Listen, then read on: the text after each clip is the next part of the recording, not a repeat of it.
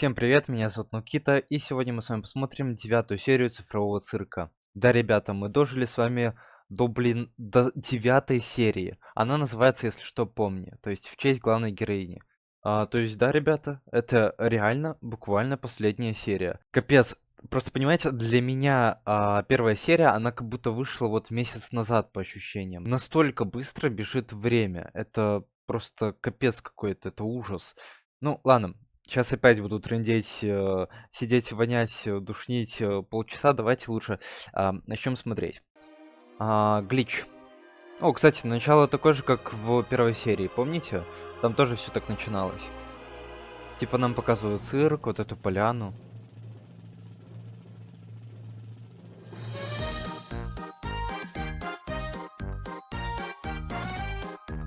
У меня видео зависло. А, Подожди. Нет. А, я уже испугался.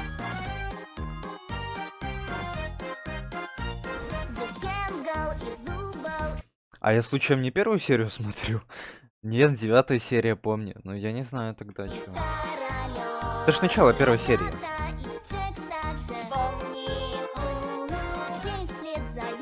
Но это первая серия.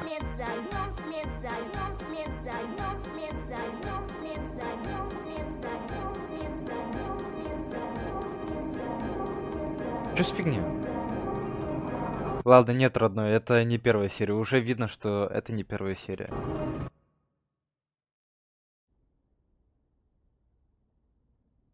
Ты Все. уверен? Теперь я точно уверен, что это то, что я должен смотреть. Девятая серия. Это можно как-то отменить? Он мешал мне, пока я работал с консолью. Если что, дружище, если ты вдруг забыл, вот эта шахмата с ведром на голове, это сверхразум, оказывается, да. Все думали, что он все время поехавший, но на самом деле нет. Королер, я просто забыл почему-то, как его зовут. Королер, он самый умный, потому что он разработчик этого места, этого цифрового цирка. Он с ведром на голове, потому что в темноте он вспоминает, типа, все, что связано с его реальной жизнью. То есть он вспоминает, что он разраб, он вспоминает, что он бог. Только тогда, когда у него ведро на башке. Не знаю, что случилось, но когда я Ну, Дарт пытался его Вейдер, вернуть, короче. открылась дыра в полу и... Ой, как удобно. Джекс. А что? Мы все должны просто простить его? Он облажался Ну, блин, он пытался ему помочь как минимум. худшим из возможных. А что сделал ты? Вот, ребята, в реальной жизни точно так же. Вот накосячил ты малейшее что где, и сразу кто-нибудь, какой-нибудь выскочка, чтобы самовозвысить себя или там еще что, или чтобы себя опозорить, да, он начинает говорить, ой, ну как удобно, вот ты виноват, и ты вот оправдываешься, и ты перед ним реально еще больше начинаешь оправдываться. Жесть, ребята. Вот всегда просто ставьте на место таких людей, говоря, а что конкретно сделал вот ты? Вот в данной ситуации я не на стороне Джекса. Я на стороне, ну не прям, да, Кролер виноват, и я не на стороне Кролера, ребята. Я не на чьей стороне. То есть все по-своему виноваты и все по-своему правы. Ну, я так вижу эту ихнюю ситуацию. Способов. Мы остались ни с чем. Ну это жесть, посмотрите, цирк прям серый. Класс, вообще непривычно. Джекс, пожалуйста, просто успокойся. Мы все еще... Мы... Что еще мы должны знать? Джекс! Что? Оу, Он облажался по-крупному. там а походу все сейчас на драка его стороне? начнется.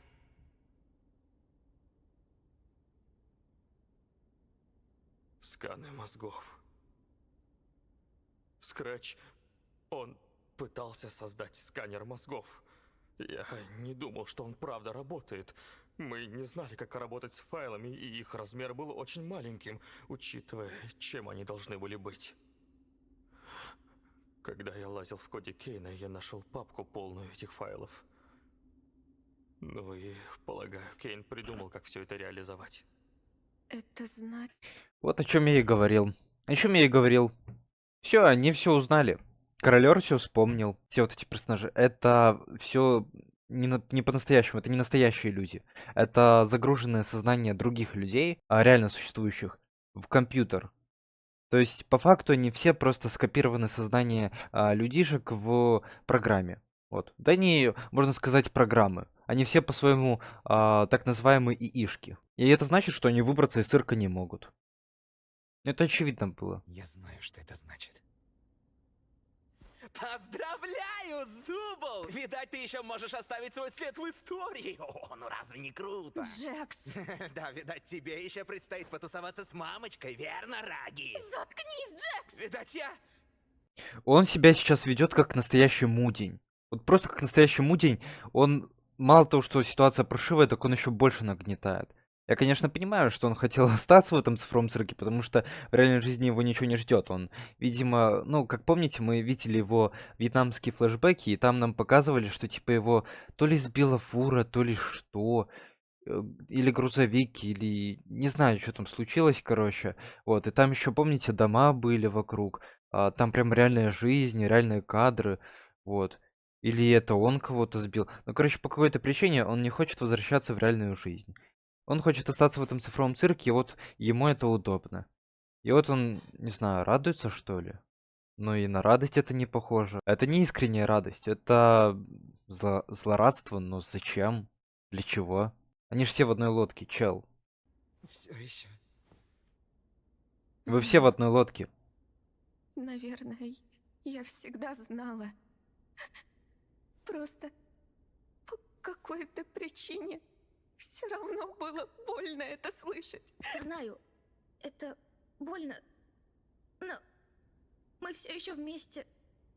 Мы все в одной лодке. Мои слова повторила. Жесть. И он грустит. Нет, все-таки он тоже осознает. Он все-таки тоже осознает и не принимает эту реальность. Блин, ну мне жалко их. Они узнали то, что выхода нет, и... Бля, ну это грустно. Ребята, это без привлечения, это очень тяжкая ситуация, очень грустная. Жесть.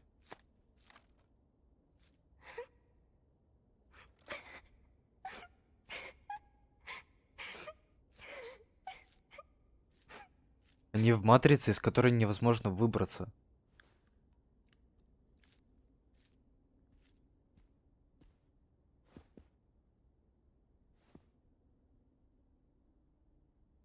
А вот упомни, почему-то эта сила духа осталась, сила воли. Интересно, почему? Вот чем она замотивирована? Заметьте, в каждой серии, помни, самая сильная. То есть она все время, она всех успокаивала. Там, да? Нам даже сейчас показали то, что она чуть-чуть поплакала. Вот. И как бы все, она готова действовать, она готова работать, она готова что-то предпринимать. Хоть она даже знает, что из цирка сбежать, черт возьми, невозможно. Она все равно пытается, встает, продолжает что-то делать. А все остальные грустят. Вот интересно, почему? Почему? Помни сильная, но с чем это связано? В чем ее мотив?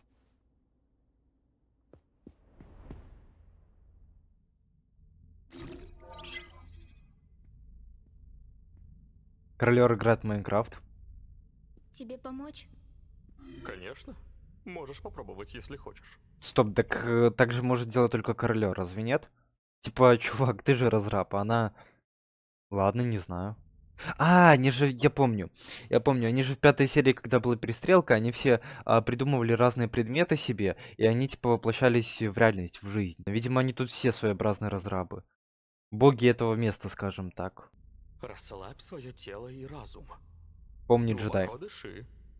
И постарайся сильно не думать об этом.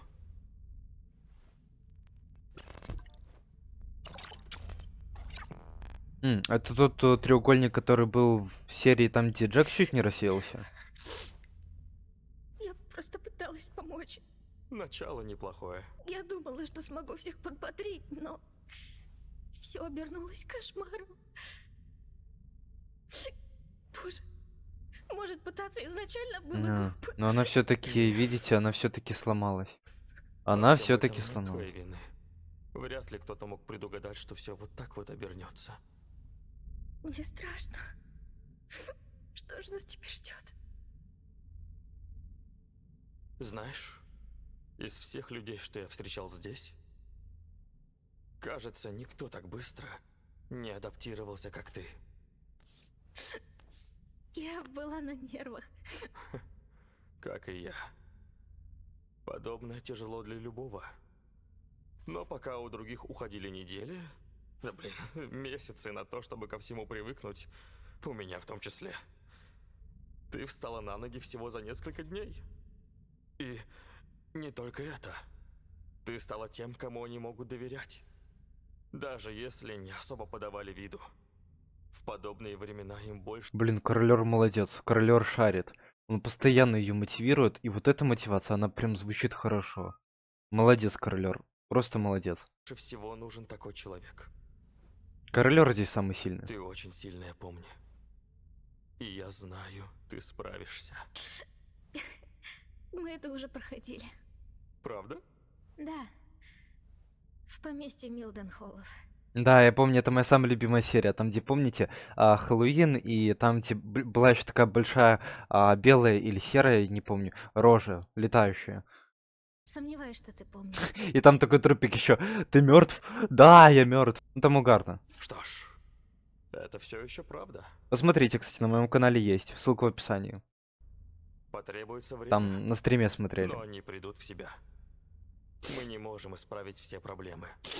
Ни собственные, ни окружающего мира. Но попытаемся сделать все возможное. Предстоит много работы. Но хотя бы не придется работать в одиночку. I don't know what the trouble's been, but it's too much to get over you. Может, Королёр сейчас всем так поможет? Всех так замотивирует So как-то. much, too much to get over.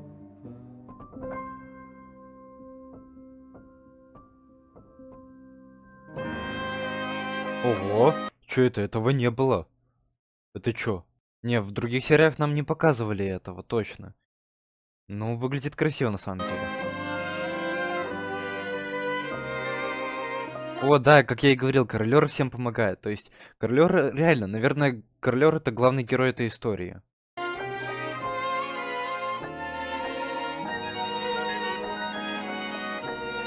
Короче, я понял. Наверное, посыл этой серии в том, что выход есть всегда и из любой ситуации. Ну, может быть, не знаю.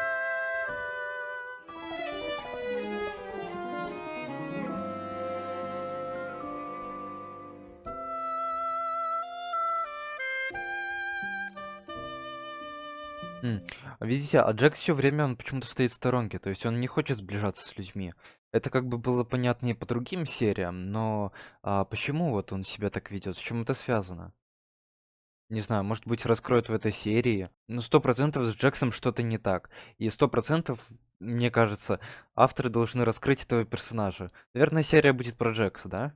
У меня почему-то такое предчувствие, что серия будет про Джекса, потому что, ну, такое поведение, оно очень трудное и, ну, пока непонятное. Это нужно объяснить, это нужно показать, рассказать.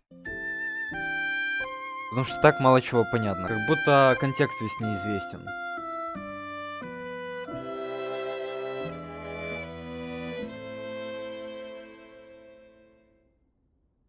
О, он подошел извиниться. Это впервые. Забей. Мне стоило все-таки заглянуть к нему в душу. Я и забыла, как все ужасно может обернуться.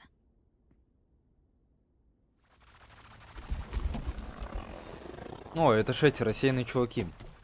Точно, блин, Кейна же удалили, и эти рассеянные чуваки, они должны выбежать из подвала. Сам же цирк, он типа в виде такого полицейского жетона. Или нет, там же объемная 3D фигура. Не полицейский жетон, а как это? Ну, в виде желудя.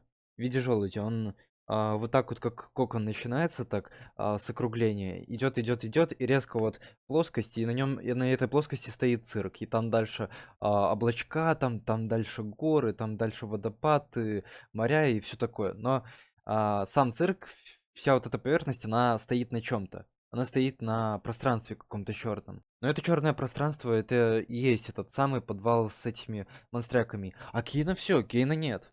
То есть он и не появится. Поэтому как бы главные герои, ну, они в опасности. Здесь конкретно они в опасности. Как они тоже будут выруливать из этой ситуации, Что я... нам теперь делать? Вот, да, А что нам теперь мы делать? можем сделать?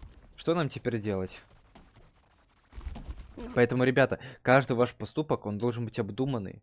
Он должен быть обдуманный, потому что можно наворотить дело и тоже там, да, встрять. там поссорились с человеком, а вам нужна от него помощь. Нет, я, конечно, понимаю, что дружить нужно и не всегда, и не со всеми, но просто тоже особой вражды быть не должно. Мы все-таки живем в социуме, мы все-таки живем в обществе. Разумеется, Мы он должны, это сделал. мы должны договариваться при помощи языка, для этого нам язык и дан. Для этого мы его и учили в начальных классах. Ну, разумеется, он ждал до того момента, когда мы будем беззащитны. Это так в его... Кто? Кто Твою ждал? мать, Джекс. А, Джекс.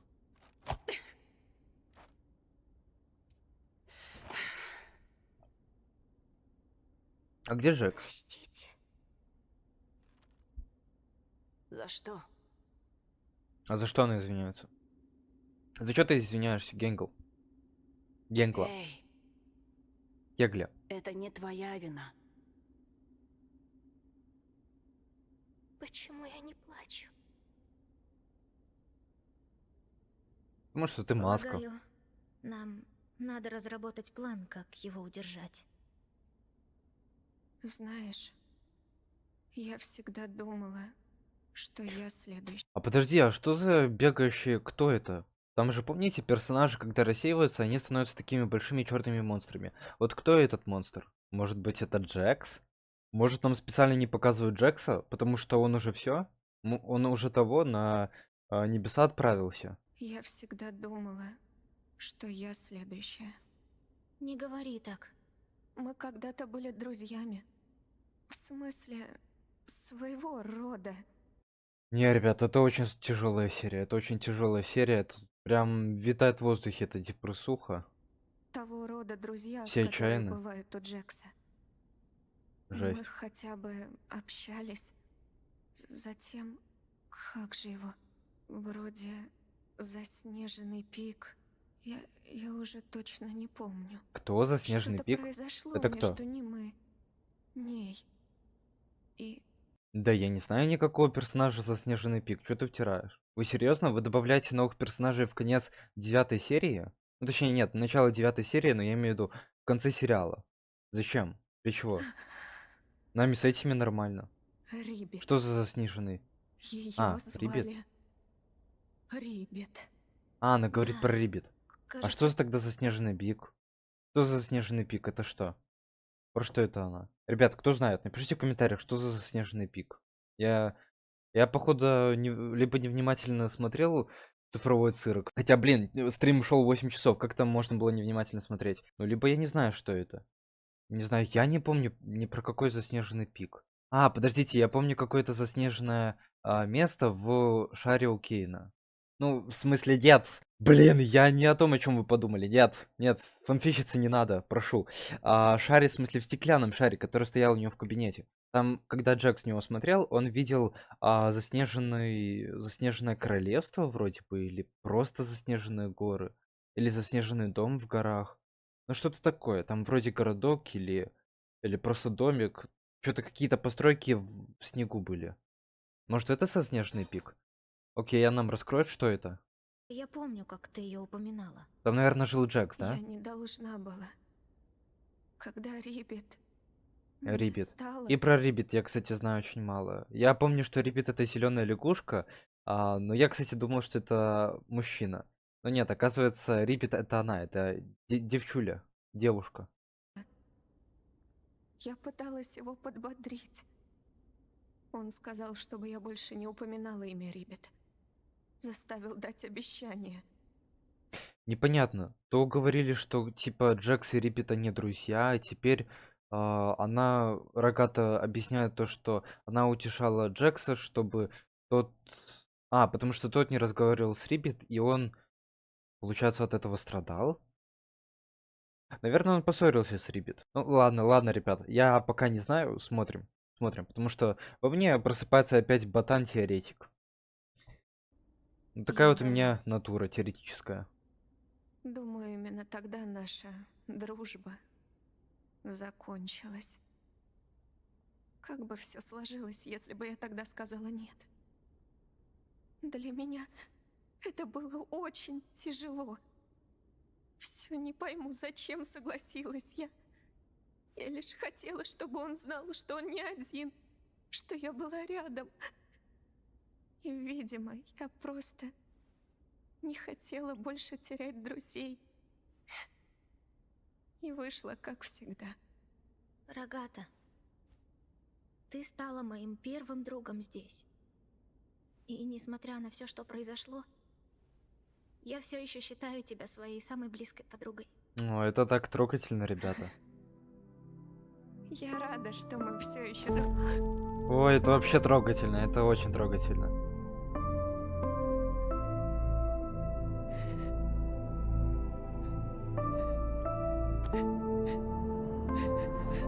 Мне жалко их. Мне жалко персов удивительно цифрового цирка. Они этого не заслужили.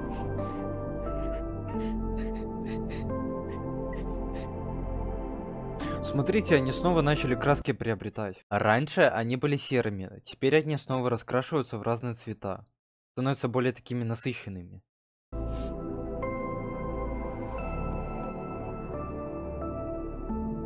Капец, жесть. Жесть. Что нам теперь делать? Убедись, что с Гэнглзу был и королером все хорошо. Им сейчас нужен кто-то вроде тебя. Сцена очень трогательная, и в целом удивительный цифровой цирк очень качественный. Очень качественный мульт, потому что он играет с эмоциями зрителей, он очень такой чувствительный, эмоциональный, красивый, и смысла очень много таких метафор здесь, очень много посылов каких-то, ну то есть смысловых таких моментов очень много. Это полезный мульт, полезный, хороший, но не детский, ребята, нет, детям его показывать не надо. Я уже рассказывал, у меня был знакомый, который показал удивительный цифровой цирк ребенку, и, скажем так, он дошел там до определенного момента во второй серии, когда там начались матюки, взрослые шутки, или это 4-я серия, не помню. Ну, короче говоря, дойдя до определенного момента, он понял, что не, лучше такое детям не показывать. Вот. Поэтому да, вы своему ребенку не включайте. Если вы взрослый человек, то нет. Если вы ребенок, то тоже уходите с этого видео, не смотрите, вам еще рано. Да, ладно, шучу, смотрите. Помни, Я в свое время и не такое смотрел, когда был ты мелким. одна из лучших вещей, что случалось со мной здесь. Но мульт реально Я очень доверяю качественный. тебе. Он такой добрый, он такой теплый. Мне нравится. Я восхищен. Я восхищен. И видно качество работы.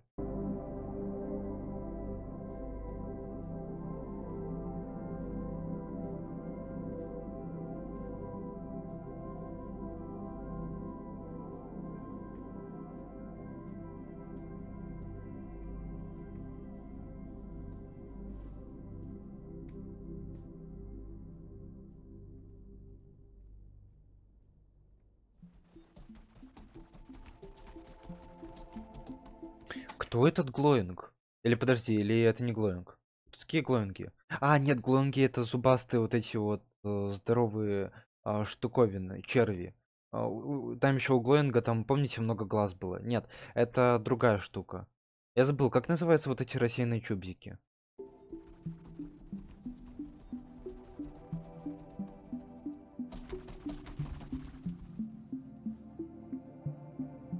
Убежал. Он куда-то убежал, ребят. Чё, она сейчас охотиться на него будет? Ребят, я не знаю, я, конечно, опасаюсь моих предположений, но, скорее всего, это Джекс. Потому что очень символично тоже смотрится. Помните, в 5-й серии они обучались в этом коридоре стрелять по банкам? Вот, и сейчас они вместе встретились, и между ними финальная такая битва королевская. Ну, я надеюсь, что я не прав. Я надеюсь, потому что я вам даже рассказывал, Джекс это один из моих любимых персонажей. Да и черт возьми, даже если бы это не был один из моих любимых персонажей, мне все равно было его жалко. Мне все равно было его жалко, потому что, ну, он персонаж, он в контексте этого сериала, веб-сериала, мульта, он живой. В этой вселенной он живой.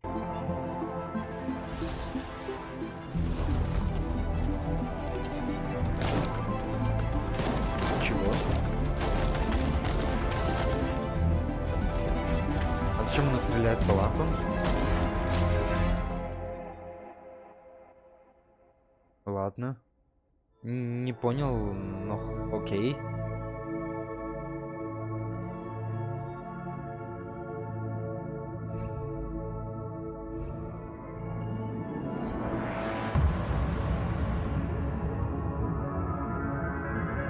снова вот эти узоры, которые мы видели в пятой, вроде бы, в пятой серии, когда рассеивался Джекс. Или в шестой. Ну, короче, когда Джекс тоже того самое, мы видели вот эти узоры. Там был Джекс? Там был Джекс. Это рассеянный Джекс. Блин, ну куда вы? Это мой любимый персонаж. Ну вы чё? Вы серьезно? Гады, вот зачем вы его убили?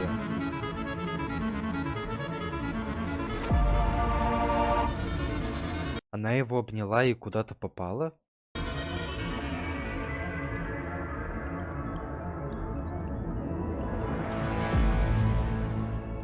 Что происходит? Она попала в его сознание.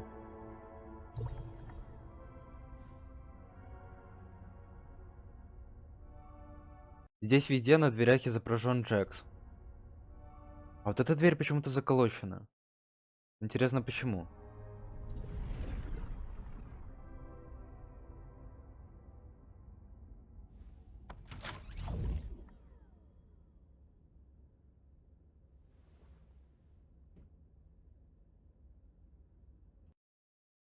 Рогата рассеялась?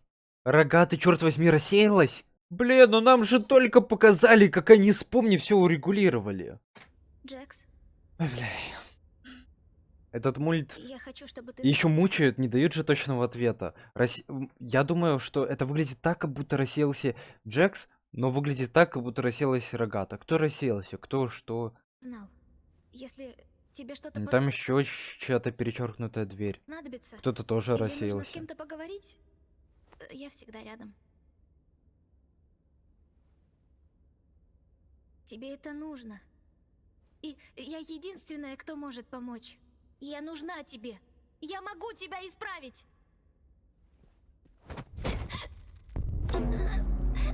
Чего? Что за жесть?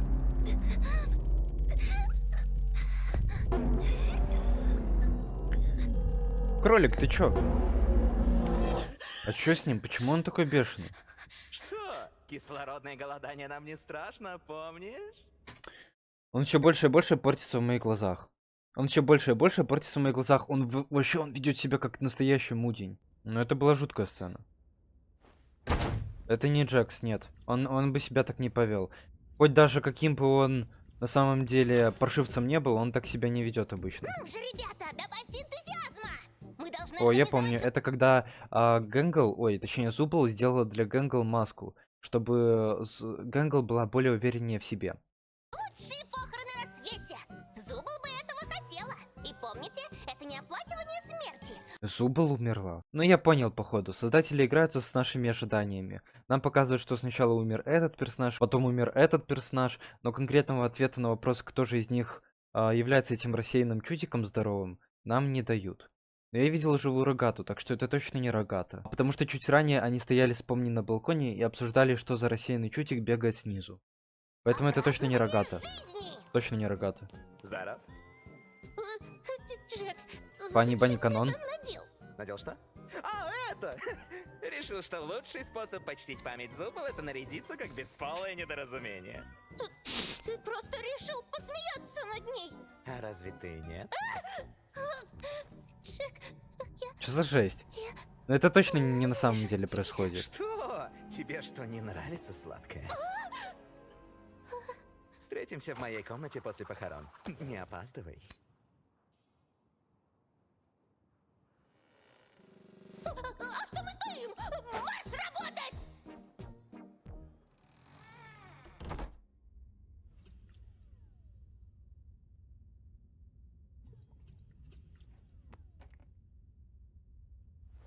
Ну, вот эта комната на цепях и заколоченная досками, она как бы закрыта.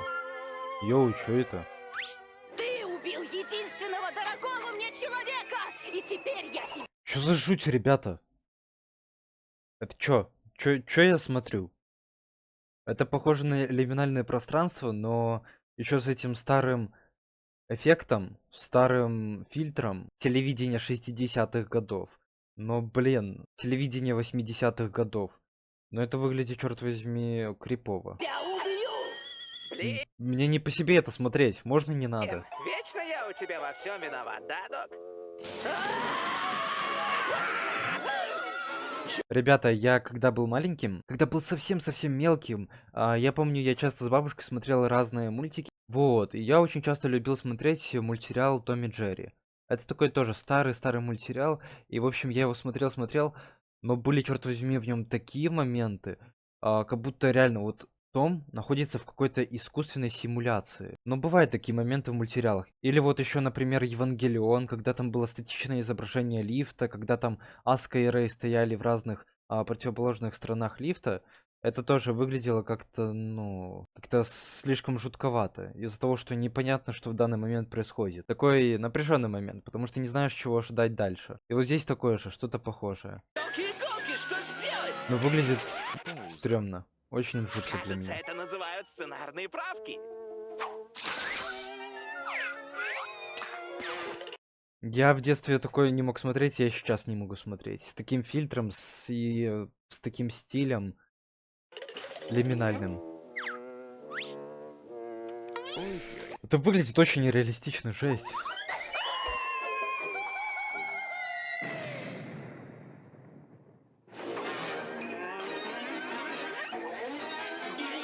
Вот и все, сучата. Обед. Чё знах? Чё я посмотрю? И тут тоже какие-то клоны. Вот, кстати, это этот же челик. Джекс из предыдущей комнаты. А ты как сюда попала? У нас правила без баб, четко и ясно. Зачем ты это носишь? Я бы уж лучше застрелился. Я ношу это по приколу. Это показывает, насколько мне на самом деле наплевать. Пи***р. И не забудьте про меня, я умею играть на пианино. Знаешь, когда ты говоришь, что умеешь играть на пианино, создается впечатление, что на самом деле не умеешь. Да, завались и играй давай. Это отсылка на какой-то Дикий Запад. Ну, я про вот это швыряние бутылок и про пианино, и про вот эти «заткнись». Ты правда Ну, у нас поняли, о чем такого я. мнения? Вон там. А это кто знает. Все в разы веселей, когда утрируешь на полную. Это, походу, разные личности Джекса. Вот эта личность, она такая... Ну, это весельчак. Весельчак, которого мы видели в первых сериях «Удивительного цифрового цирка». Когда он притворялся, когда он сам для себя воображал, что он находится в каком-то другом реальном мире, в какой-то другой реальности, да. Хотя на самом деле он понимает, что он находится в каком-то искусственном месте, но сам для себя он утешал себя такими вот оправданиями. Занимался все время самообманом. Но ведь это все не взаправду. Вот, какая блин, вообще просто разница? гейство. Да, ну типа они убили комедийного персонажа? Какой облом. Весь этот эпизод одно сплошное ва-ва-ва. Чего вы такие серьезные? Заткнись! Чего? А там кто скрывается? Они кого-то прячут? Где настоящий Джекс? Это немножко стрёмная, по большей части непонятная и также еще очень грустная серия. С такими вопросами далеко не уйдешь. А теперь брысь, ты нам игру портишь.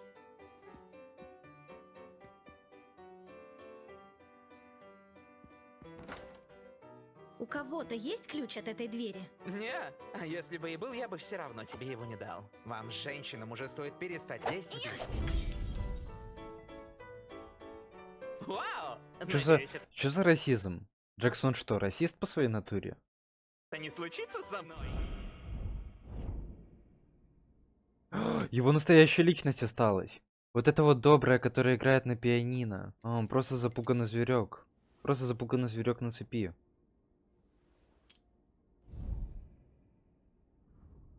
Это, походу, ключ от той комнаты, да? А, нет, это другая комната.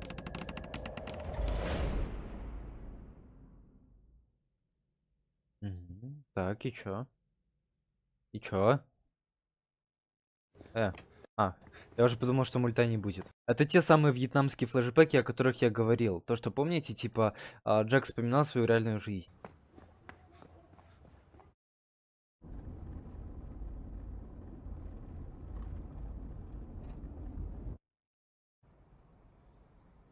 Ого, а этого не было.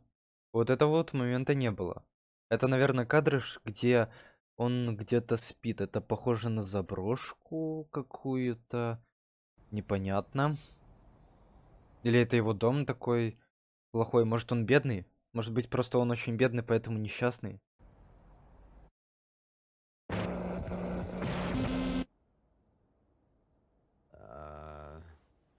Ладно.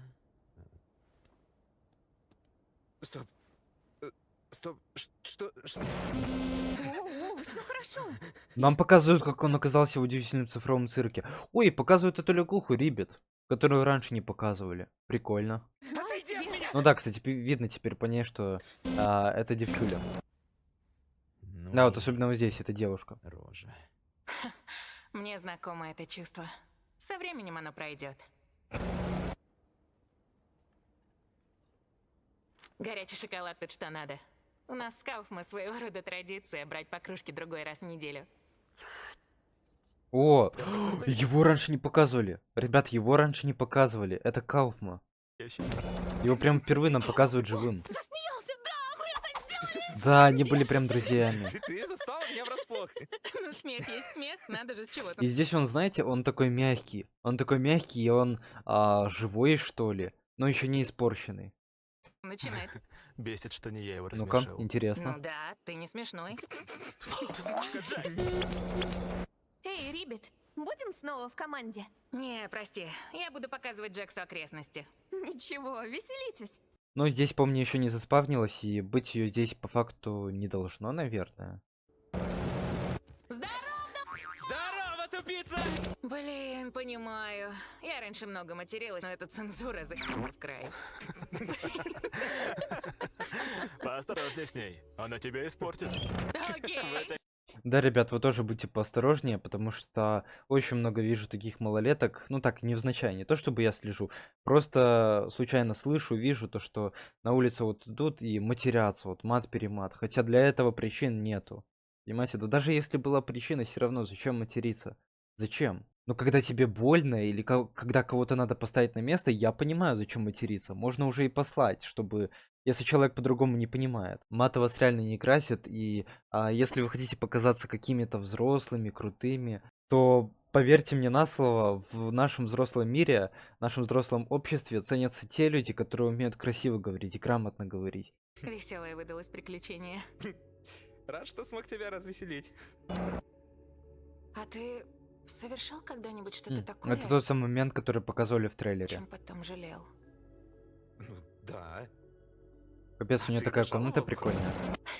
Я имела в виду совершенное в реальности. То, что невозможно исправить, и о Звезды чём вот эти все. не можешь прикольно. перестать думать. Я оборвала связи с родителями, когда съехала. Они были набожными мормонами, а я не была. Несмотря на это, я бы хотела с ними увидеться, но я застряла здесь. Это твой способ заставить меня открыться? Это мой способ сказать, что я тебе доверяю.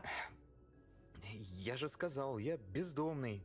Что еще тебе нужно А, знать? он бездомный. Я оказался прав. Мы видели то, как он ночует на заброшке, походу. Наверное.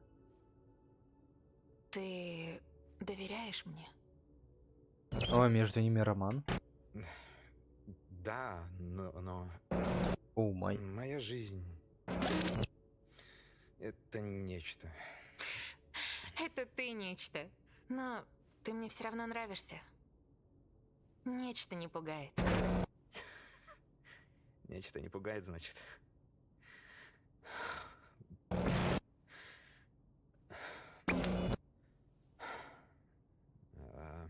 Что-то он У прям меня напряжен. Чё с ним? странные отношения с родителями. Они развелись, когда я пошел в старшую школу. Я никогда не был близок с отцом, а он был рядом, но в то же время как будто бы и нет. Он никогда мной не гордился, и я всегда чувствовал, будто я для него разочарование, будто я не дотягивал до его стандартов. И когда они развелись, я больше никогда его не видел. Сори, родной, у меня опять мышка разбуянилась. У меня такая проблема, у меня мышка сама по себе живет. Скиньте донат на лечение компьютера, ссылка в описании. Нет, я шучу. Нет, ну вы можете, конечно, но я, если что, никого не заставляю. Не-не-не. Не, ну, если вы сделаете, я буду только рад. Это будет супер бонус. Вообще, ваша лучшая поддержка — это лук под этим видео. Да, вот прямо сейчас зайди и поставь лук. Я больше никогда его не видел. Я... Ну блин, ну у Джекса, походу, какой-то, короче, заскок с доверием, потому что его бросил отец. И, наверное, потом мать еще. Ну, не я знаю, думал, слушаем. что смогу лучше поладить с мамой, но когда он ушел, А, и с мамой, она значит, что-то, да? изменилась. Если я давал слабину, то я сопляк, в отличие от него. Если срывался, то ничуть не лучше него. Все так запутанно, будто она скучала по нему. Ну да, детям очень сложно обычно понять вот такое поведение взрослых людей, потому что дети, подростки, они на их месте ни разу не были, и ну не все понимают, что в таких ситуациях нужно проявлять уважение какое-то к родителям или лишний раз там не лезть, там, да, не буянить. Но в то же время ненавидела его. И все это вымещалось на мне. Ну, вот это тоже плохо. Так родители тоже делать не должны, потому что, ну, ребенок это живой человек, и, ну, скажем так, избивать его за то, что в чем он даже не виноват, это не то, что неправильно, это даже недопустимо, я бы сказал. Нужно обычно стремиться к тому, что в каком бы ты состоянии не был, там, в злом, плохом, напуганном, расстроенном, неважно, в любых сложных и несложных ситуациях, легких и нелегких, решать проблему языком. Для этого язык и был придуман. Речь — это лучший инструмент для улучшения и исправления проблем. А слезами и драками, ну, делу не поможешь, как бы. Поэтому нужно всегда думать рационально и фильтровать базар. Нет, говорить, ну, вежливо стараться, но и эмоции особо своих тоже не скрывать, скажем так. Ну и не винить других окружающих людей в своих проблемах собственных. Это вымещалось на мне. Одним дурацким днем меня все это так достало. Я сказал ей такое, о чем сейчас жалею. Нечто глубинное и личное. Но я думал, она отстанет от меня. Но она рассмеялась. Она начала орать на меня. Ну, И в этой не ситуации мама, прекращала. наверное, молодец. Пошли личностные оскорбления, будто конца им не было. И, несмотря на все это, больше всего меня выбило из колеи то, что в конце всего этого она обняла меня. Я не знал, что мне делать. И я запаниковал. И ты что-то сделал, да? Оттолкнул ее от себя со всей силой. И она упала. А, И она не вставала. И я не знал, пыталась ли она вызвать у меня чувство вины или... Я так и не узнал ответ. Я просто убежал. Так далеко, как только мог. Что я с ней сделал, я этого не узнаю. Полагаю, я сожалею о многом, что сделал в тот день. Жесть. Это просто жесть. Капец. Это...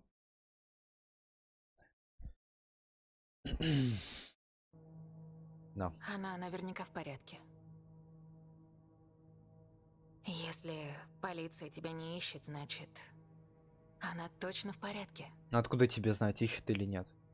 Вообще Лягуха красава, она тоже поддерживает, видите? Прости, я сказал лишнего. Постой. Не, ну как бы... Я не любитель оправдывать чужие поступки, особенно чужие плохие поступки.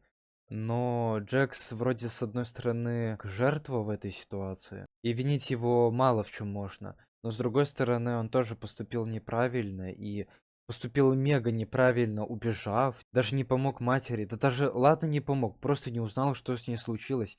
Взял, убежал, где-то скрывался. Это очень грустная история, ребят.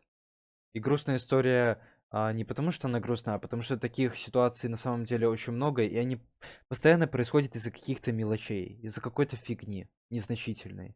Когда, опять же, когда на деле можно было все решить словами. Все просто можно было решить словами, и причем можно было поговорить спокойно, без этих лишних криков, без зачем-то этих нервов, слез. Опять же, для чего это слезами делу не поможешь? Это святая фраза, которая мне лично, она помогает жить. Дисциплина должна быть. Я рада, что ты доверился.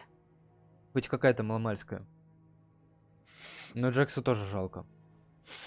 Блять. Стыдоба какая.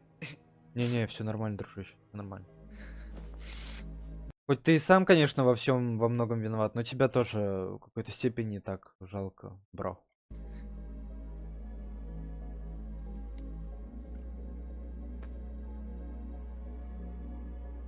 О, как мило. Я его как будто уже видел. Я как будто его видел в этом образе, когда у него этот бантик на голове. Или может я путаю? Твои секреты умрут со мной. Не надо, ты чё? Блин, как мило. Вот опять это меня растрогало. Вот опять меня это на полном серьезе реально растрогало. Это идеальный сериал, он качественный. Ага, да. То есть сейчас не лучший момент. Чего тебе надо? Кафма ушел. Шикарно, пока. Ладно. Так, Он же ее отбросил. Блин. Если ты кому-то об этом расскажешь, я с тобой не разговариваю. Да ну ты чего? Ну вот Мудень, ну ты серьезно?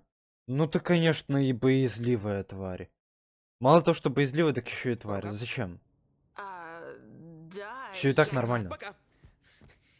Капец, он настолько боится всего. Он настолько боится кому-то раскрыться. Жесть. Просто же из-за такого отношения с родителями, из-за такого отношения родителей к нему. что я за дурак? Ну что я за дурак? Дурак. Дурак, дружище. Привет, Джекс. Вот можно же словами все решать. Ну вот. И в реальной жизни тоже так. Люди ни хрена не говорят. Они говорят, но только за спинами других людей. И говорят только гадости всякие, сплетни вот эти лживые пускают между собой о других людях. А потом удивляются, чего это они уходят. По-английски, ничего не сказав. И то даже в таком случае, ну, можно в сети спокойно поговорить, почему такое происходит. В чем недуг, в чем проблема, собственно, заключается. Но нет. Аналогично этой ситуации в реальной жизни тоже постоянно так происходит, что кто-то с кем-то что-то не поделил, словами никто не решил, все на друг друга сцупятся, потом еще доходит до каких-то избиений, либо просто не разговаривают и для друг друга не существуют. А в те моменты, когда они друг другу нужны, по-настоящему нужны, они в друг другу нуждаются, но они при этом с друг другом взаимодействовать не могут, такие люди, потому что они поссорились и не смогли нормально сесть и поговорить, обсудить все по-человечески. Спокойно, без драк, без ссор, без скандалов, без соплей, без всех этих слез. Слушай, Боязливые все, слабенькие. насчет вчерашнего. И извини. Не все, я не про всех говорю, но большинство людей. Я про абсолютное большинство, про стадо, так называемое. Если я влезла в душу или чем-то Зачем? обидела, или... Все намного проще. Очень часто люди уходят в лес куда-то. Чем это ты вообще? Ты про... Ты же понимаешь, что это был прикол? А, Чего? Та избитая предыстория из дешевых ромкомов? Нет, но я тебя подловил. Мудень. Просто мудень. Мне пора. Мудак. Ладно. Паскуда. эй, будем в команде? Я в команде с Кауфма. Может, в другой раз. Он говорит, у меня нет никакой карты. Эй, пойдешь ко мне в команду? Я с Кауфма. Ладно. Что случилось с Рибет? А мне откуда знать? Да ну она к тебе подходит, говорит, что все нормально. Она буквально тебе говорит, все нормально. Она ж тебя не оскорбляет, как твоя мать тебя, да, как твой отец тебя бросил, потому что ты какой-то был не такой в его глазах. Нет, тебя не бросают, к тебе наоборот подходят. Чего ты от нее открещиваешься? Я понимаю, можно бояться многих вещей, но вы вроде бы друг другу еще и раскрылись. Я собираюсь в кафе. Ладно. А мне зачем знать? Не знаю. Слушай, Джекс, О, это походу есть этот ледниковый пик, или как он назывался? можем поговорить? Так нам не о чем с тобой разговаривать. Не знаю, Что бы я ни сделала, что бы между нами ни произошло, прошу, давай прекратим. Я хочу общаться с тобой. Вот мы стоим, мы общаемся. Чего тебе еще от меня надо? Я хочу снова стать друзьями. Зачем? Чтобы залезть ко мне в душу, а потом шантажировать? Чего? Ты правда так думаешь? Не можешь ты этого С хотеть! чего бы? Потому что ты Хера меня себе. хорошо знаешь, потому что мы были супер близкими друзьями, которые Джекс, все мы друг о были друге знают. друзьями! Мы были отличными О, друзьями, мой прости, что бог! влезла в душу, но я не хочу, чтобы одна дурацкая Ну ошибка началось, оборвала ну нашу началось! Чего ты так зациклилась на той ночи? Ничего не было! Я- Ты ищешь смысл там, где его и в помине нет! Я не... Это о ты чём меня ты вообще? используешь, и Даже ты не манипулируешь, и начинай! ты... Прости. Я отстану от тебя. Эй, если Ребит будет что-то про меня говорить, знай, что это неправда. Чё? Эй, рогата, так о каком фильме ты там ранее говорила? А? Стой, а когда я... А, ты про вчера. Эй, Джекс, ты сегодня не встречал Рибет? А потом уже будет поздно. Потом уже будет поздно, и он начнет жалеть об этом. Да, так и будет, наверное. Я в этом уверен.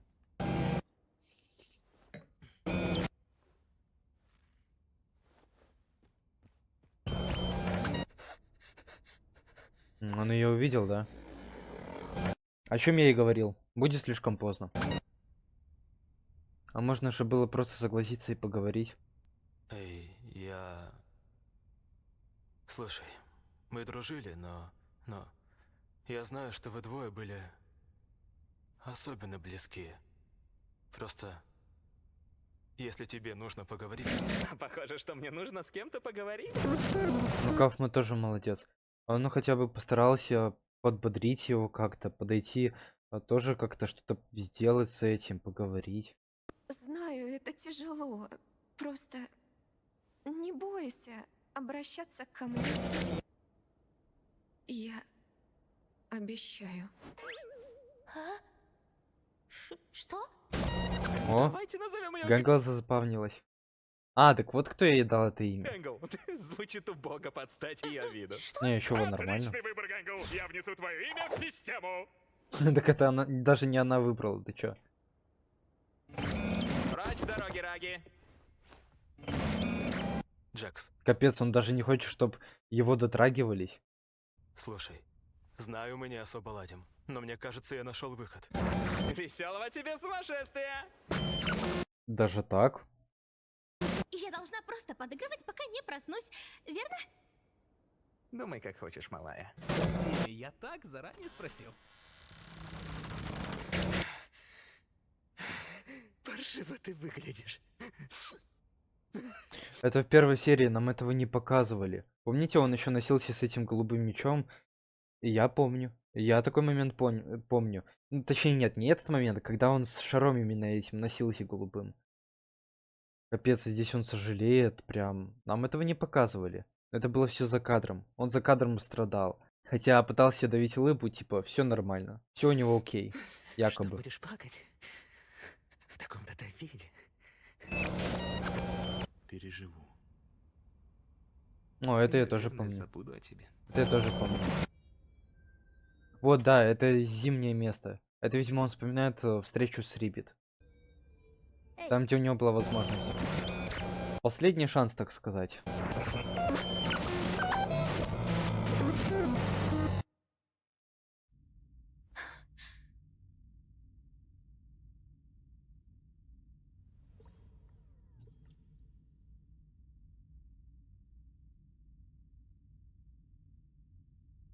Ого, это отсылка на Stranger Things. Не Там, где, знала, что помните, ты- тоже было такое темное место, там, где Оди телепатически при помощи сознания туда, типа, и врагов, и друзей созывала, типа, чтобы потом с ними так общаться. играешь на пианино. Ну да. Я знаю лишь пару композиций.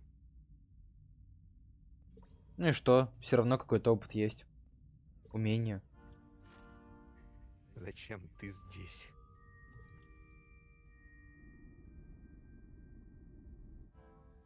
Ты все обо мне узнала. Так зачем ты здесь?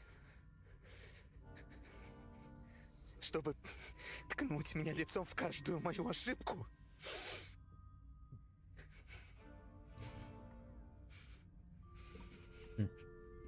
Я ужасный человек.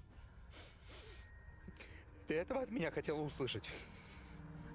Ну вот он ее толкнул тогда, как помню. Это символично, я это вижу. Я Типа она это же тоже его в 5-й серии обняла, и он потом от нее ее резко так от себя отшвырнул. знаю. Так почему все продолжают переживать за меня? Вы не должны переживать.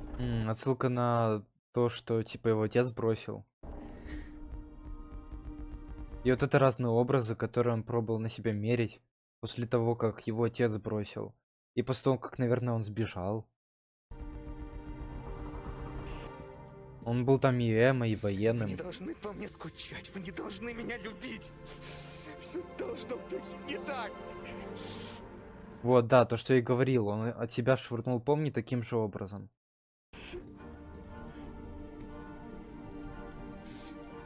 Прошу, оставь меня в покое. Да, все-таки это Джекс рассеивается. Ты только все усложняешь.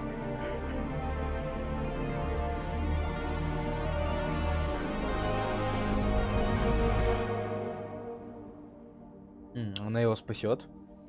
Она его спасет. Зачем? Судьба всех карликов. Сорян, ребята, я понимаю, что это такой неподходящий момент, но... Ты так усложняешь. Капец, это... Очень напряженно и грустно. Надо было просто поговорить со мной, друг. Слишком поздно. Я сам себя до этого довел. Пути назад уже Ссылка на Евангелиона, плачущего Синди. нет. Тогда поговорим сейчас.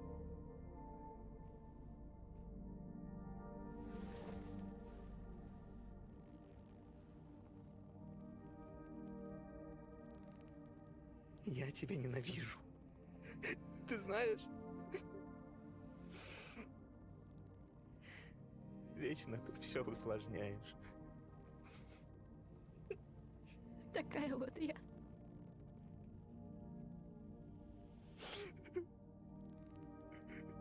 Я не хочу выходить.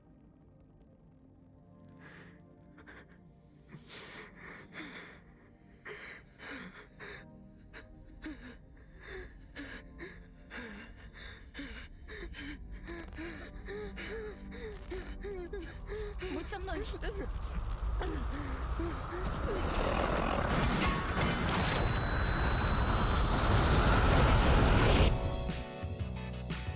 Да, это все-таки Джекс, ребята, это все-таки Джекс.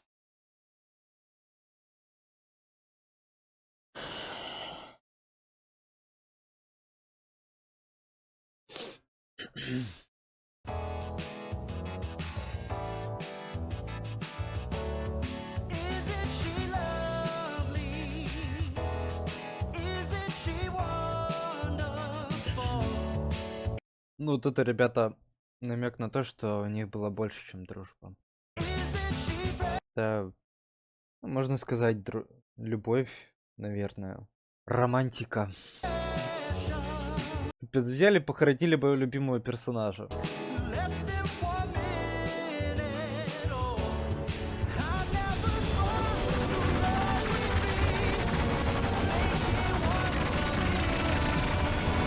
Капец, это была часть сериала значительная. Вот этот вот Джекс, вот этот вот короляр фиолетовый.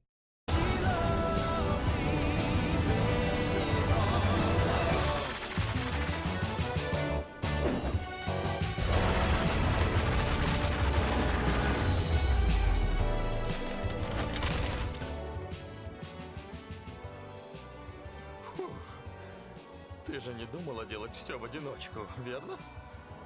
Я рада, что мы вовремя. Как вы там говорили, мы все в одной лодке. Ребят.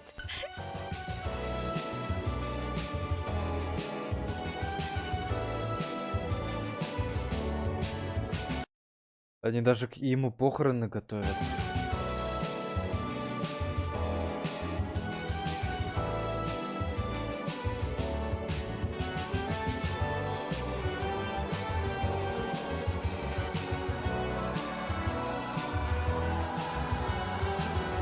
Пока, дружище. Ой, и снова солнце начало светить. Снова все окрасилось в краски.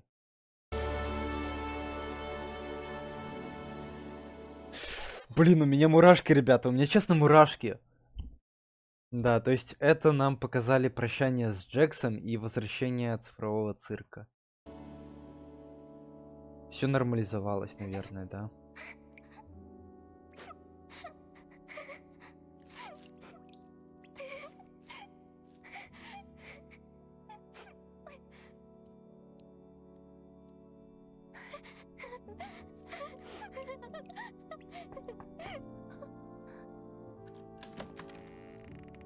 Тут нужно быть начеку, потому что каждый может рассеяться просто в любой момент, мне кажется. Малейшая грусть и... Много всего на уме. Наверное, тут... как это вам так безопасно, аккуратно сказать? Потому что YouTube не любит, я знаю. Но если что, YouTube, я осуждаю сейчас то, что я скажу. А вот это вот рассеивание в этом сериале, это символизирование, наверное, самовыпила. Но опять же, YouTube осуждаю. Ни в коем случае. Я не поддерживаю такие вещи. Жизнь — это прекрасно. Жить хорошо. Жить нужно стремиться для хорошей жизни. Это прозвучало убого, я знаю. Но это правда. Ребят, самовыпил — это плохо, и никому вы ничего не докажете, если так поступите. Вот, уже будет поздно что-то менять, когда вы так сделаете. Поэтому не надо, ребят, наслаждайтесь жизнью. Жизнь — это не только череда неудач, жизнь — это также и скопление хороших моментов. Пускай даже хорошо, это может быть не скоплением, пускай эти хорошие моменты разбросаны, и хорошие моменты эти настолько могут быть редкими в вашей жизни. Но жизнь — это все равно, это единственное, что у вас есть. Это, наверное, самое ценное, что у вас есть, потому что жизнь больше не купишь. После жизни все, поезд уехал. Ничего нету. Вы знаете, где самые ценные и уникальные идеи? Где зарыты миллионы долларов? Знаете где? В могилах. Так вот, жизнь нужно ценить настолько, чтобы вот пока ты живой, пока ты способен двигаться, говорить, думать, делать, нужно стремиться к величайшему, к максимальному, к идеалу. Ну, это так, философское отступление. Минуточка философии и размышлений. Но это полезная мысль, держите ее в голове. Мы все еще люди.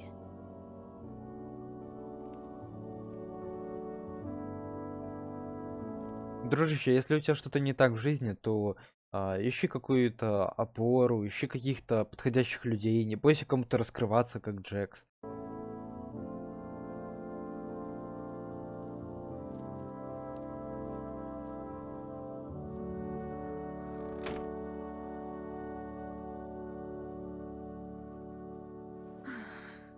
Надеюсь, этого хватит, чтобы удержать его. Это должно его усмирить. Темнота их успокаивает. Я заметил, что в этой серии в ней практически нет мата. Ну, правильно, это ж крутили в кинотеатрах, это было также рассчитано еще и на детскую аудиторию. Уж надеюсь. Я столько рук потратила, чтобы привести его туда. Ты как, держишься? Тебе не больно? Бывало и хуже. Спасибо тебе за это. Всем вам. Эй, нельзя же было сидеть сложа руки.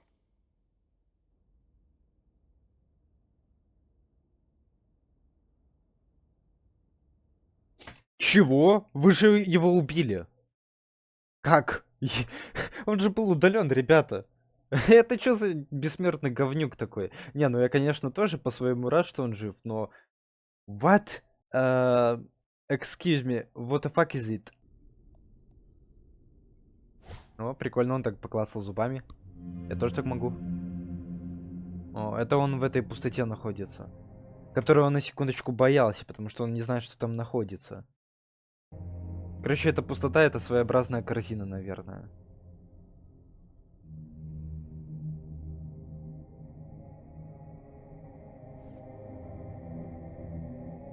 А, нет, пузырек это не второй NPC. Я думал, что... Помните вот эту вот красную точку и синюю точку? Походу нет. Это эти точки были не про Кейна и пузырька. Я думал, что пузырек это синяя точка, а Кейн красную. Но нет, нет. Оказывается, нет. Я правда был настолько ужасен. Да. Бро, это правда. Я правда это заслужил! Абсолютно. Они пытались удалить меня. Но проблема же в них, верно? Неверно. Ну, его тоже можно понять, он тоже как бы не сильно-то виноват. Он был запрограммирован на то, чтобы делать конкретные, выполнять конкретные задачи. Вот, он же тоже не совсем в этом виноват. Если так подумать. Все испортил. Ну, да, в какой-то степени. В каком-то смысле, да, ты все испортил. А, нет, показывает, что... Видите? Все-таки нам продолжают показывать то, что Кейн это красная точка. Вот, походу, момент истины. Сейчас покажут, что за такая синяя точка.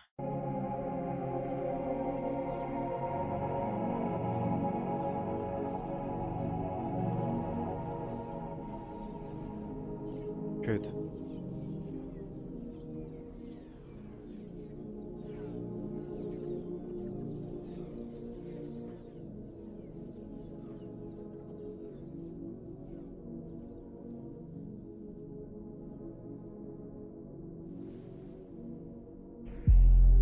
Дверь вот эта с выходом.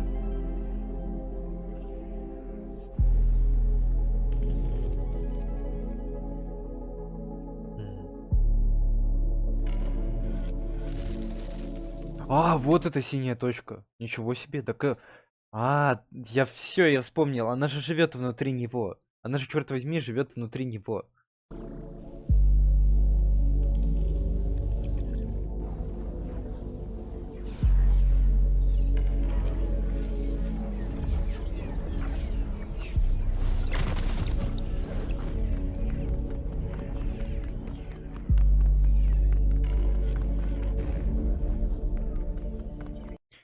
Blue Street Cafe, free Wi-Fi.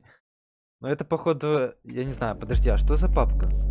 Я не успел рассмотреть. Подожди. Извиняюсь, что возвращаюсь, но мне нужно понять. Нужно понять, что это. Neuroscan. Это... Блин, если это выход Wi-Fi, то почему, типа, это папка? Тоже непонятно. Причем тут Wi-Fi и папка? Это папка с бесплатным Wi-Fi? Или чё? Или это вход в цирк какой-то?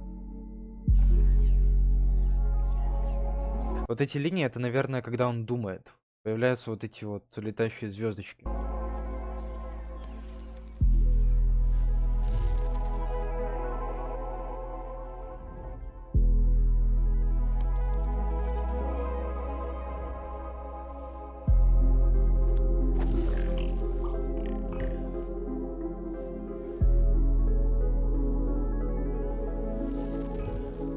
Он пытается добраться к этой двери. Я понял.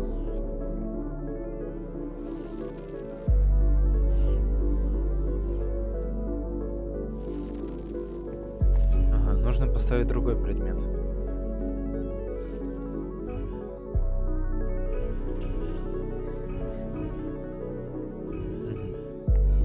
Так.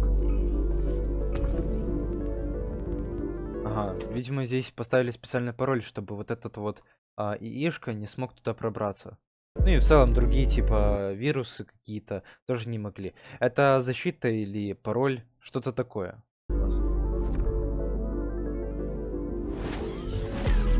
Наверное, мне кажется, это пароль. Нежели какой-то антивирус.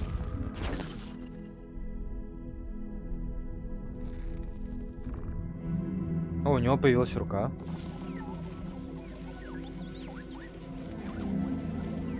Ого. Он прям думает, он прям генерирует. Ого.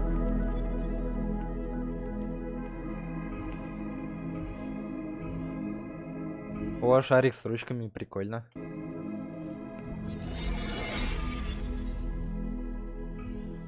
А, у него тело появляется, ничего себе. Это, короче, походу он подбирает пароли, вот, потом ломает вот эти барьеры и все больше и больше входит в систему, то есть приобретает свою истинную привычную форму, скажем так, цирковскую.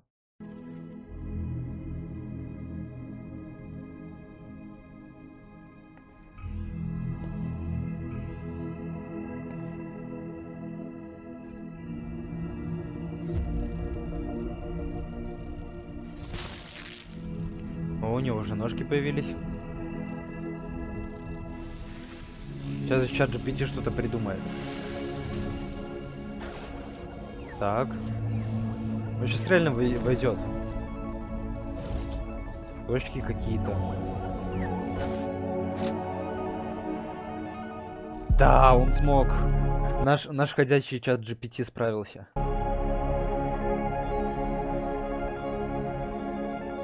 Майк Добби какой-то. А, Майк Добби, подожди.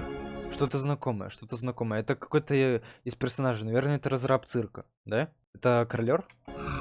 Или... А, это Скретч. Это Скретч. Все, я понял. Угу. Соединение типа установлено. И поиск. Ну, короче, Кейн вышел в интернет. Наверное, сейчас он что-то будет искать. Искать, типа, способ, как добраться в цифровой цирк. А, нет, подожди. Это какие-то имена. Абигейль Брукс какой-то.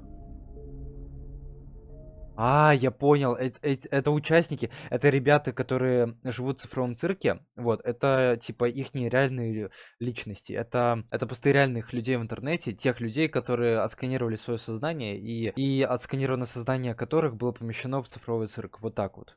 Вот. Угу. Сеть пропадает почему-то.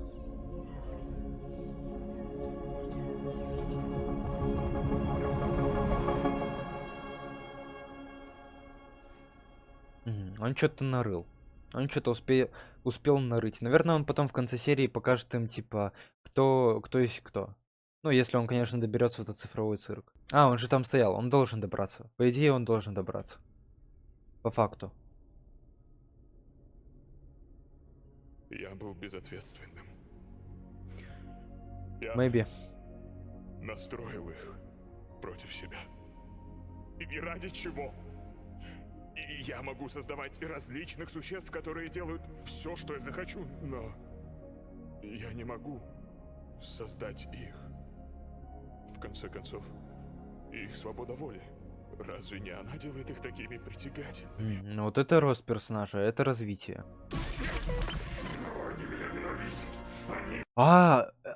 Все, точно, это вот этот вот второй синий Ишка, который был внутри него. И он, короче, заставлял все это время Кейна настраиваться против них. Из мира, что гораздо больше моего. И я держу их как за решеткой. Повеселились и хватит. Теперь мой черед. Я оставлю их без присмотра. Они меня убьют. Уже убили.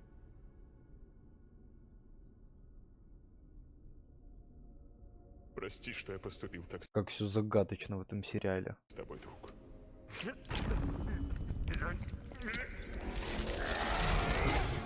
О, это мне напомнило сцену, когда, помните, Гарри Поттер в каком-то из частей Гарри Поттера пытался из головы, типа, вынуть воспоминания. Помните? При помощи своей палочки.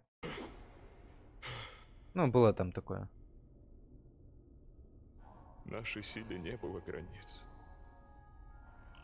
Но мы не можем так существовать. Все-таки непонятно. Плохо раскрыли вот эту синюю точку, плохо раскрыли этого персонажа, и поэтому, ну, сейчас что-то слабенько пока что понятно. Почему он его еще называет другом, тоже вопрос. Это же по факту его конкурент прямой. Я буду скучать. правда буду. О, отсылка на Сатору Годжо, кстати.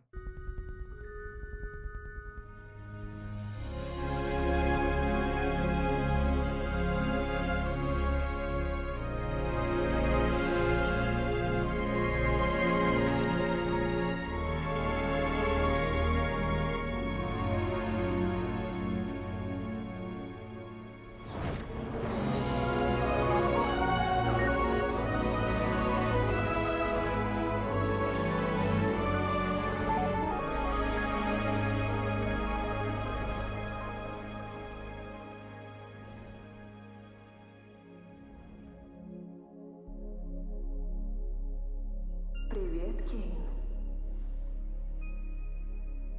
Я не уверен, готов ли я к встрече с ними. Я не уверен, заслуживаю ли я прощения. Заслуживаешь, ты исправился. Как и всему хорошему. На это нужно время. Я все еще люблю тебя. Знаешь, я ведь не программировал тебя говорить мне такое. У этой луны такое выражение лица. Знаю. Не, я так не умею.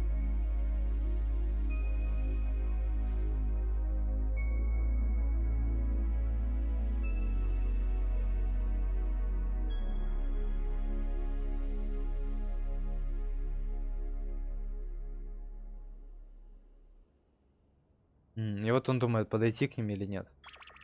Опа. И вот эти сейчас заметят, да? И все сразу поняли, в чем дело.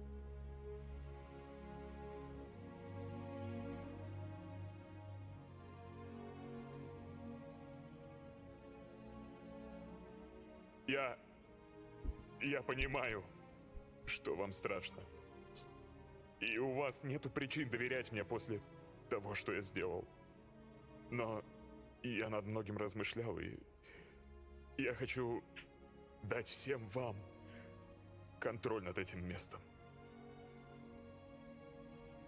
Я многое узнал о вас и вашем мире. И теперь я понял, что держать вас в узде — это неправильно. Я не жду прощения.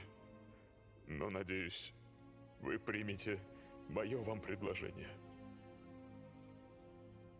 Кейн, то, что ты нам устроил, это был настоящий ад. Потребуется время, чтобы мы начали хоть немного снова доверять тебе. Оно у вас Но по факту бесконечное, пока компьютер вот этот вот не сдохнет, в котором вы находитесь.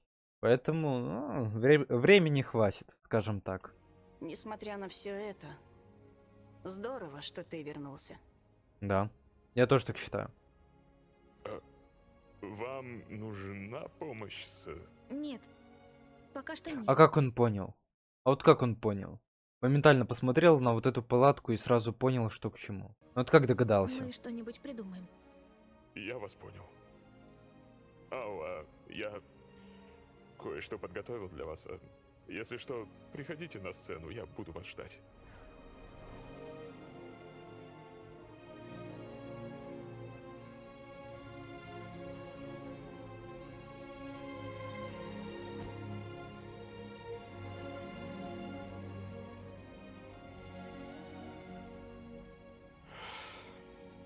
Довольно секретов и головоломок. Сейчас он им покажет. Ой, YouTube Kids, давай, я готов. Как вырастить дебила? Давай. Помни, Эбигейл Брукс. А, это Инстаграм. Она все Ну, еще тоже работает нормально. бухгалтером, но, видимо, она Кстати, стала у меня тоже есть Инстаграм, тоже ссылочка в описании. Переходите, подписывайтесь. Нормально, да? Взял себя, заодно пропиарил. более открытой и стала чаще Вот такой вот проводить я, время да. с новыми друзьями. Кто? Папа, она стала более Эбигейл Брукс. Покажи, я пропустил. Помни, Эбигейл Брукс. А, это помни? Она Эбигейл все еще Брукс. работает бухгалтером, но, видимо, она стала более открытой и стала чаще проводить время с новыми друзьями. Парочка даже появлялась в некоторых ее видео, которые она выкладывает время от времени. Рогата. Сьюзи Джей Акерман. Акерман. Это как Леви Акерман, только Сьюзи Джей По-видимому, Акерман. она покинула родной дом, оборвала все связи со своей матерью. Ни хрена себе пентхаус. Я помню, она говорила, что она типа деревенка, вот все такое. Ну ни хрена себе деревенка. Ну лично для меня, знаете, это что-то на богатом. Не знаю, чего она себя так недооценивала, когда говорила, что она деревенка, но она здесь и одета нормально, аккуратно, и домик здесь такой, вот, у нее особняк, скажем так, современный. Вилла. И добилась успеха в своей карьере. Она завела много друзей и, кажется, выстроила с ними крепкие отношения. Она выглядит счастливой, будто осознала себя. И что она важна для окружающих. Гэнгл. Зоуи Рагаван. Несмотря Анимешница. на серьезные травмы, она благополучно... Это Твиттер? Ньюф то Твиттер. Да, это Твиттер. Причем, знаете, прикол в том, что здесь нарисована вот эта синяя птичка, а сейчас вот эта социальная сеть, она как бы переименована в X, потому что ее выкупил Илон Маск. Может быть, времена в сериале происходят в каком-нибудь 2020, 2021. Ну, тогда, когда X еще назывался Твиттером. Она Так. уволилась из закусочной и устроилась на работу в маленькую дизайн-студию. Она даже начала выкладывать в сеть свои страницы своего веб-комикса. Зубл. Райли Верселис. После того, как она попробовала себя в разных сферах, она, похоже, нашла свое место и открыла свой собственный бар. Да, я помню, в 5-й серии она как раз... Ну, это я хотел сказать перед тем, как она скажет. Вот, но помню, меня опередила. Да, нам показывали, как она работала в темно-белом, темно-сером баре Зубл. Вот. Ну, здесь вот говорится, что то, что она работала в каком-то там баре. Ну-ка, в каком? Видимо, очень даже успешный. Успешный Люди бар. со всего города заходят в это клевое неформальное местечко, где они могут быть самими собой, и никто их не осудит. Понятно. Королер. Гранд Бест. Он... Королер это девушка? Вы видели? Королер. Это королер? Ладно, окей. Я думал, почему-то в моем воображении королер был в реальности мужиком с серой бородой. Ну, не серой, ладно, с темной бородой. Как у меня волосы. Королер это, короче, женщина. Окей. Он до сих пор работает в IT. И до Подожди, он? Может быть, вот это королер? Вот это. сих пор состоит в счастливом браке со своей женой Дестини. У них 2 дочки. Похоже, он отличный отец.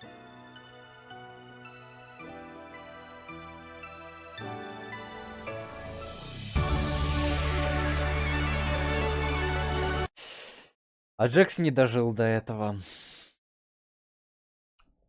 Ну вот чуть-чуть бы потерпел, чуть-чуть бы, не знаю, как-то поговорил с Помни бы, что ли, нормально поговорил. Или не было бы вот этого вот всего из-за Рипет. Он бы дожил до вот этих событий, и все было бы хорошо. Он бы увидел и свою настоящую жизнь. Он бы увидел правду его реальности.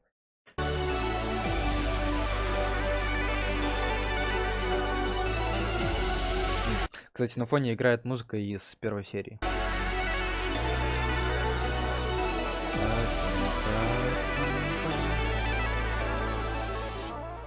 Джекс. Джекс это, короче, это этот. Dead Inside. Гуль, скажем так. Лерой Матео. Прожив несколько месяцев Матео. на улице, он стал снимать квартиру со своим близким другом. Видимо, он смог найти себе стабильный заработок и платить за аренду.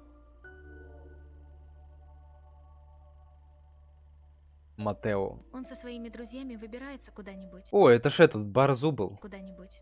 Прикольно. Что забавно, место, которое они часто Прикинь, они в реальности еще чем-то объединены. То есть они еще в реальности друг с другом знакомы, эти персонажи. посещают, это бар Райли. Их не аналоги. Ну, точнее, нет, основные версии. Живые. Как думаешь, хоть что-то из этого правда? На тебя это похоже. Насчет себя не уверена. Кстати, да, точно, логичная мысль. Кейн же мог им показать неправду. Кейн мог им показать неправду, чтобы они, типа, поверили, и чтобы они смогли, типа, сжиться, смириться. Так что, возможно, ребята, это все фейк ньюс. Что ж, похоже, в тебе гораздо больше уверенности, чем ты думаешь. А может быть и нет. Не знаю.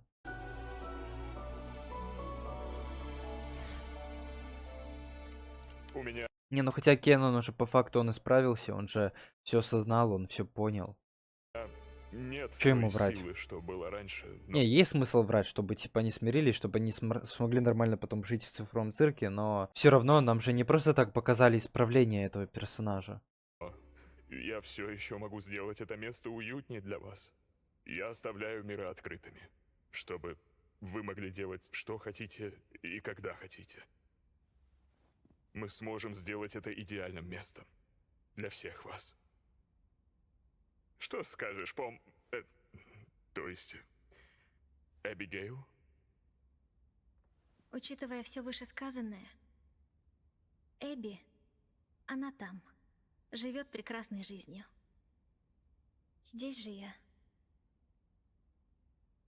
Помни. Просто помни. Ну да. Не, ну это как бы логично. И правильно, я бы сказал.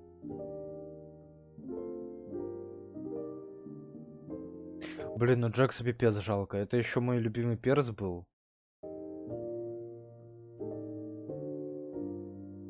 Грустно пипец. Просто разбитое сердечко за Джекса.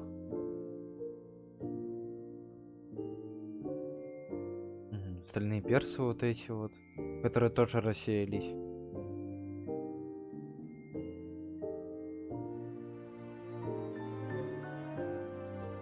Сейчас будет тот самый крутой музон из первых серий.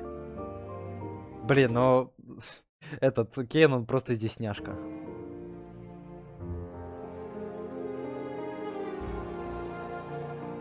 Ну, короче, ребята смирились, и, наверное, суть мультсериала, как я говорил, заключается в том, что, наверное, выход можно найти всегда. То есть даже в безвыходных ситуациях выход всегда есть. А в этой ситуации конкретно выход заключается в том, что выхода нет. Это их мир, ключевое слово «их», да. Они могут делать все, что хотят, могут его, наверное, даже расширять, я думаю, если они создатели этого удивительного цифрового цирка. Он даже вместе с ними играет, нифига. А раньше, типа, он был в роли судьи. О, глонги, мои любимые глонги.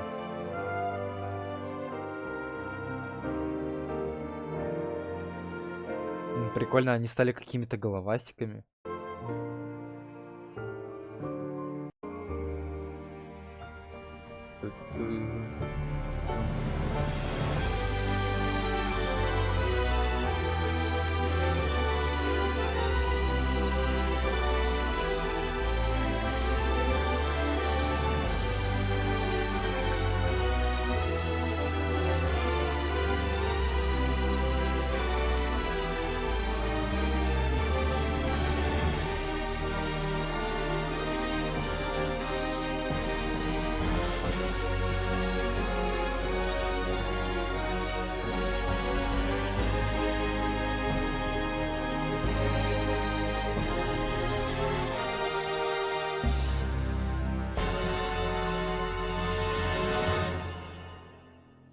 Ребят, это бесподобно. Мне понравилось это однозначно. Многие могут ворчать то, что ой, мало экшена, там много болтовни и все такое.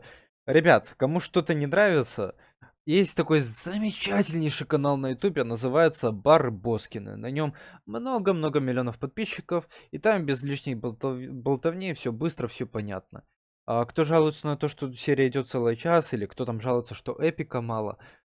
Ребят, для финала то, что нужно. Я, как человек, который посмотрел множество фильмов, множество аниме, множество сериалов, множество мультфильмов, поиграл тоже в дофигиллион игр. Я заявляю, вот я тоже, можно сказать, обзорщик в какой-то степени, я заявляю, что это шедевральный финал шедеврального веб-сериала.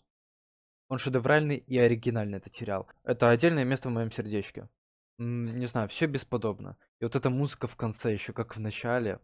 Это прикольно, это круто. А, еще суть в том, что типа в начале, в первой серии, помнишь же там, я не помню, она плакала или как-то кривлялась. Ну, короче, у нее было скошенное, перекошенное лицо от всего безумия ситуации. Вот. И при этом она сидела за столом в этом обеденном зале главном. Сейчас же она сидела в обеденном главном зале, но она сидела уже с довольным, радостным лицом. Так, чё? О, пока. Даже несмотря на то, что это не Дисней, не Pixar, ничего такое, это все равно великолепный мульт. И Гличи, я заметил, они создают качественно, они создают много, они много стараются. И я просто хвалю Гличей. А также я хвалю создательницу этого прекраснейшего, удивительного веб-сериала «Удивительный цифровой цирк», Gooseworks. Я хвалю эту креативную личность. То, что она создала, это реально оригинальная, крутая картина. Озвучено студией NDR Production по Ого, заказу. подожди, здесь что-то появилось. Как я и говорил, они действительно, они расширяют цирк. Посмотрите, тут что-то новое появилось. Глич в 2026 году. Да, офигеть, посмотрите, и другие острова какие-то. Прикольно, прикольно. Роли Я бы на такое дублировали посмотрел. Влада Мариупольская, Анастасия Сидорова, Светлана Аманова и Екатерина. И здесь типа все арты, которые были... ну, нет, все арты всех моментов, которые были за весь сериал. Ирина Гершкович, Кристина Шерман, Макс Ман, Иван Шухин. Это вроде бы 7-й эпизод, он же был пляжным. Там ребята веселились, развлекались. И там было типа фейковое задание с поиском выхода, насколько я помню. И Иван Марголдин. Это рыбка, это... Макс Ман, Иван Шухин. Это что-то нечто. Это его вроде бы еще озвучил DTV. DTV Animation, ютубер такой. Кстати, очень классный. Спасибо за то, что все это время оставались с нами. Ну прикольно, теперь Кен вместе с ними все делает. Ого, они даже сделали какой-то рок-бенд, рок-мьюзик бенд.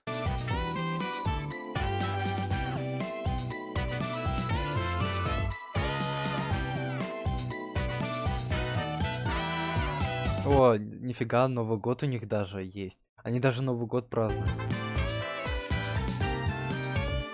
Я думал, что здесь типа чисто такой летний вайбик, а здесь прям Новый год.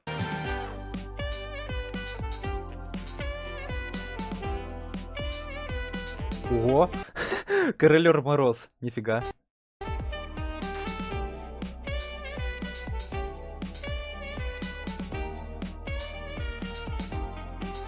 Рогата Баба Яга.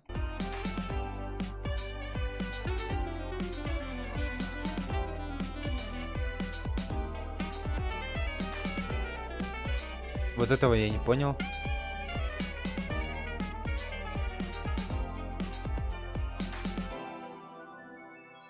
Gooseworks, ну вот это вот создатели цифрового цирка. Я хлопаю стоя. Ну, в данном случае сидя, но представьте, что я встал. Нифига, еще что-то есть. Прикольно. Это все вот эти вот ребята из цифрового цирка. Прикольно. Это они в реальности. Вот это, наверное, Джекс. Вот это Джекс, вот этот вот гуль. Dead Inside.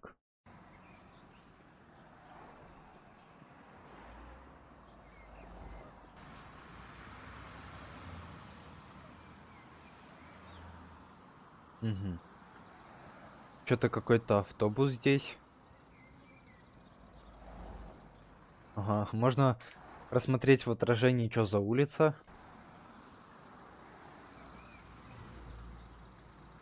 Ага, они сейчас куда-то поедут. Это что, намек на продолжение какое-то?